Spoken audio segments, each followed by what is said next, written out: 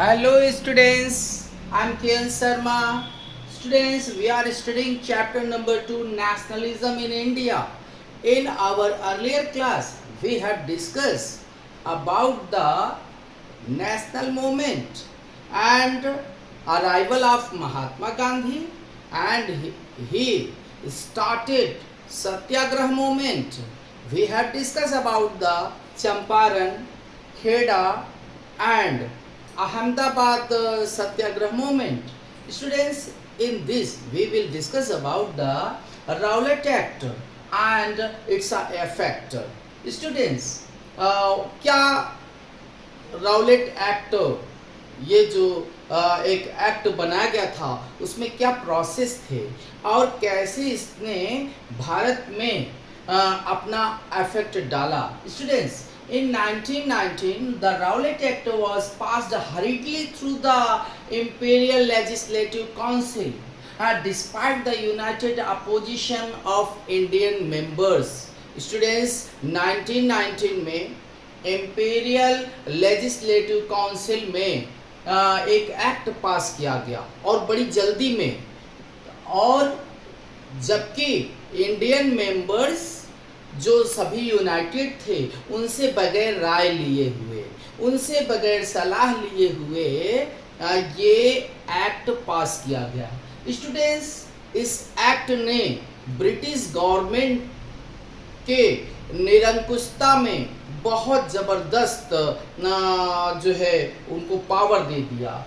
This act gave the British government enormous powers to repress political activities. और ये British government को इस act ने इनॉर्मस असीम power दे दिया पॉलिटिकल एक्टिविटीज़ को दबाने के लिए. जैसे कि हमारे पॉलिटिकल लीडर्स जो है सभाएं करते थे, मीटिंग करते थे और they raise their voice against the British government when British government was doing bad, doing not welfare for the people. Political leaders raising their voices. तो पॉलिटिकल लीडर्स जो है अपनी आवाज़ उठा रहे थे, उनकी आवाज़ को दबाने के लिए ब्रिटिश गवर्नमेंट ने एक ऐसा एक्ट पास किया जिसने पॉलिटिकल एक्टिविटीज़ को पूरी तरीके से दबाने में जो है एक तरीके से सफलता हासिल की. According to this law, political prisoners could be detained in prison without trial for 2 years.